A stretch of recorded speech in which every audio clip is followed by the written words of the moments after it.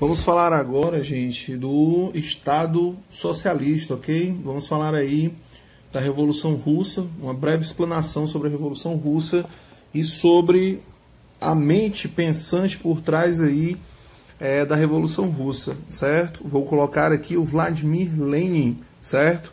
Que vai ser o grande mentor aí da Revolução Russa, vai ser o cara que vai conseguir unificar as massas, ok? Então vamos lá. Gente, nós temos aí Vladimir Lenin, o governo dele vai ser de 1917 a 1924, ok? Mas vamos saber aqui um pouquinho sobre Lenin. Quem era Lenin? Era um político e teórico socialista russo, né, que governou a Rússia num contexto revolucionário, né, teve participação na revolta contra o czarismo, ele teve uma participação na primeira insurreição de 1905, que não deu certo, né? Depois, né, que quando ele conseguir, né, a partir ali da Revolução de 1917, né, quando a coisa acontecer de fato, né, a Rússia vai tomar outro rumo, né, vai ter um nome diferente, vai se chamar União das Repúblicas Socialistas Soviéticas de 1922.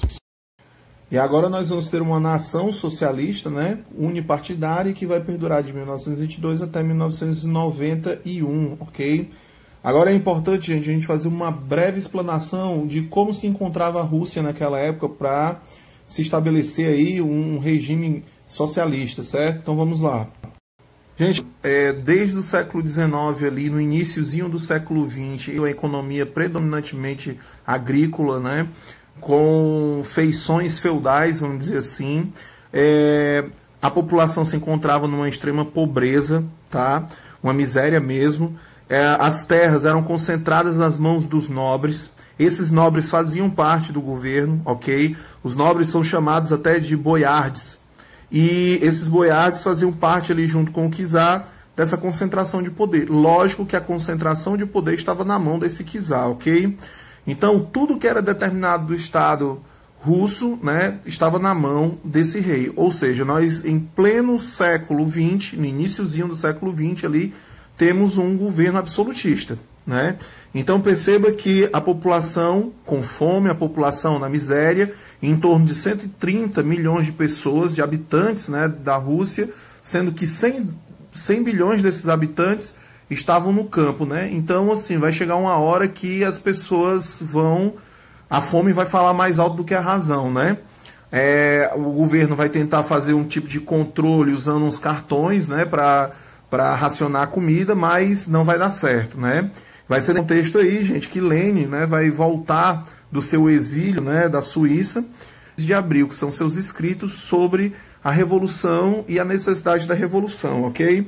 Né, temos dois pontos importantes aí nessas teses de abril, que vão fomentar aí a Revolução Russa, né? Que, por exemplo, apoiava os sovietes. O que eram os sovietes, gente? Eram os conselhos de trabalhadores, certo?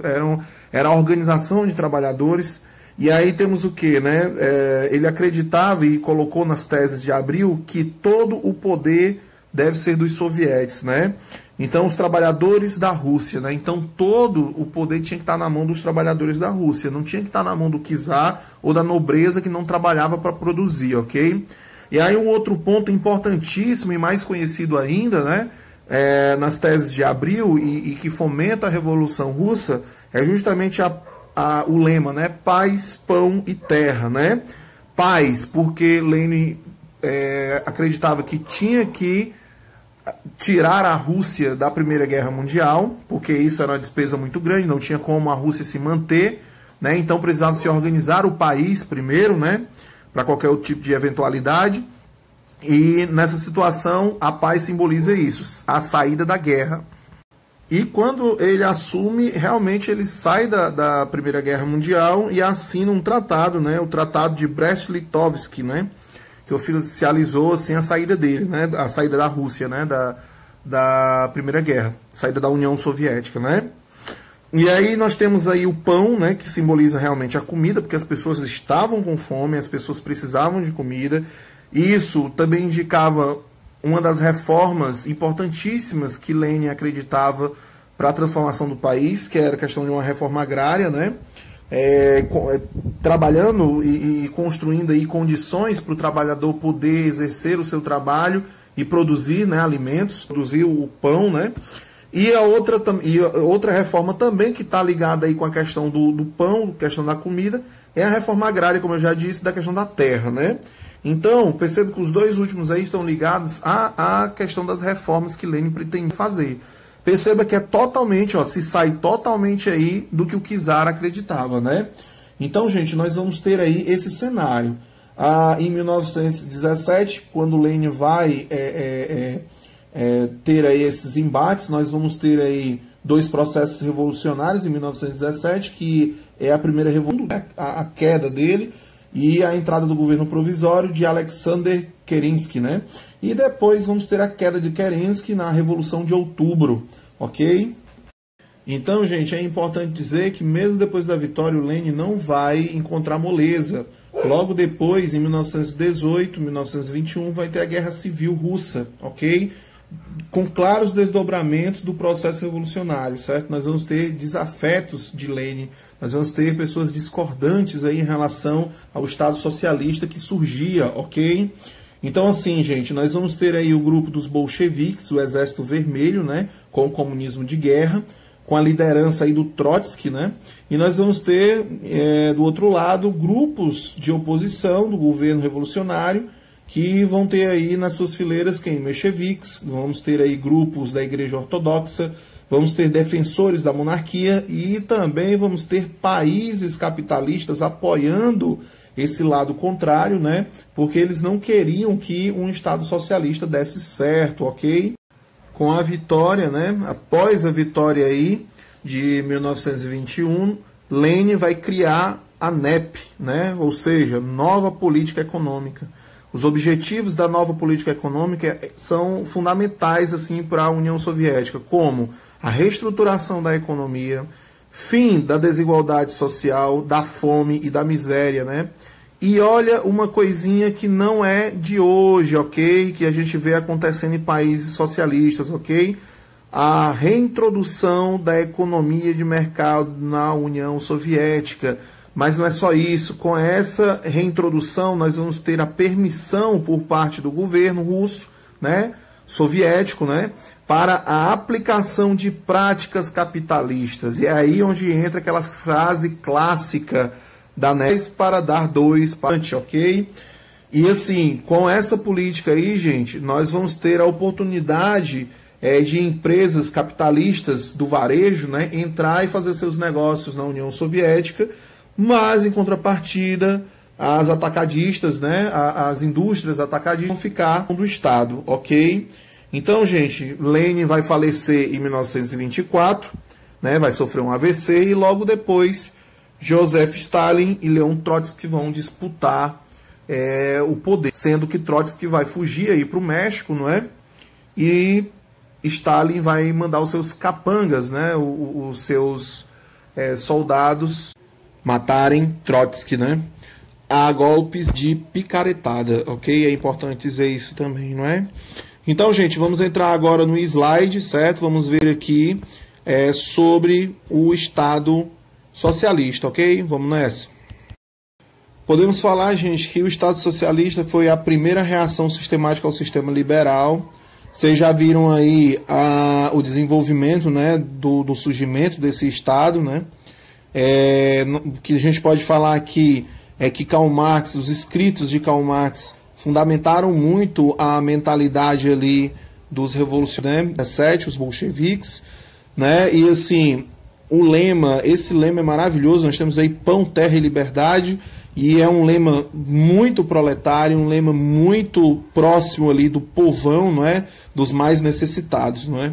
Temos as características aí desse Estado que, vamos lá, questiona a propriedade privada dos meios de produção, denuncia a divisão da sociedade em duas classes sociais, sim, burgueses e proletariados. No caso aí, a Rússia, né, o czarismo era um sistema absolutista, mas querendo ou não, detinha o poder na mão de poucos, né, e a desigualdade aí na mão de muitos, né, a miséria na mão de muitos. Bem, essa nova reestruturação da Rússia como União Soviética, a proposta da NEP, né, nessa reestruturação econômica também, nessa evidência dos sovietes, né, enfim, tudo isso, gente, tem o propósito de tentar superar o capitalismo, sabendo que o Estado socialista ele é transitório, né, o papel dele é permitir, né, o desfazer dessas estruturas a livre organização do povo para se chegar ao comunismo, né? Depois da morte de Lenin, como já foi dito aqui no vídeo, né, gente, nós vamos ter Stalin, e aí o Estado vai se tornar cada vez mais centralizador, a economia planificada, né, e suas diretrizes determinadas pelo Partido Comunista. E assim, cara, a mentalidade, a ideia, né, do comunismo vai se espalhar pelo mundo aí, e nós vamos ter células, né, comunistas em todo o mundo, né, e essas células sempre respondendo ao centro, né, que é o PC, né, o Partido Comunista Russo, né, o PCR, né. Então perceba que nós vamos ter o PC do B, né, nós vamos ter o PCF, né, o Partido Comunista Francês, vamos ter o PCI, o Partido Comunista Italiano e vários outros aí, sempre tentando levar as mesmas diretrizes, né, os mesmos valores comunistas, né, ali para as situações de cada país, né, e fazendo aí uma união universal, vamos dizer assim, né, uma união global dos trabalhadores, assim como Karl Marx defendia no manifesto do Partido Comunista, não é? Então é isso, gente, nós temos aí essa definiçãozinha sobre o Estado comunista, certo? E depois eu vou colocar aí para título de informação uma leitura aqui de uma obra do Lenin que eu tenho aqui para a gente refletir sobre, tá? Então é isso, vamos agora entrar no Estado nazista, ok? Sim, gente, é importante compreendermos também que a Revolução Russa, por meio dos escritos, né, desse alemão, que escreve sobre a economia, sobre a sociedade, sobre a política, a história, não é? E a valorização do proletariado, né, do trabalhador, não é? E é evidente isso nos escritos aí das teses de Abril, né, de Lenin, quando ele vai dizer que todo o poder tem que estar na mão dos sovietes, ou seja, dos trabalhadores russos, né? E quando nós temos aquele lema também dentro das teses de Abril, que é paz, pão e terra, ok? E esse lema evidencia justamente o objetivo, né, de trazer os sovietes, de trazer a população, mais de 130 milhões de habitantes ali passando fome, miséria, né, trazer essas para terem uma condição, né, tendo paz, né, na sua nação, tendo comida, né, que é importante, tendo onde plantar, onde produzir, não é? Então, terra, né? Então perceba que Lenin aí também vai desenvolver aí a questão da nova política econômica, né? Com a preocupação da reestruturação da economia do país, né? Com o fim da desigualdade, da fome, da miséria, não é? E com essa atitude aí corajosa, até porque ele estava tentando implementar um novo parâmetro econômico como socialista, mas aceitando aí práticas capitalistas, né? Podia ser arriscado, porque poderia botar tudo a perder, né? Então, assim, temos a outra frase aí importante, né, para o nosso estudo, que é a questão de dar um passo para trás para conseguirmos dar 2 passos à frente, não é? Então, Lenin é essa cabeça pensante da Revolução Russa e da transformação da Rússia nessa potência que foi a União Soviética, ok?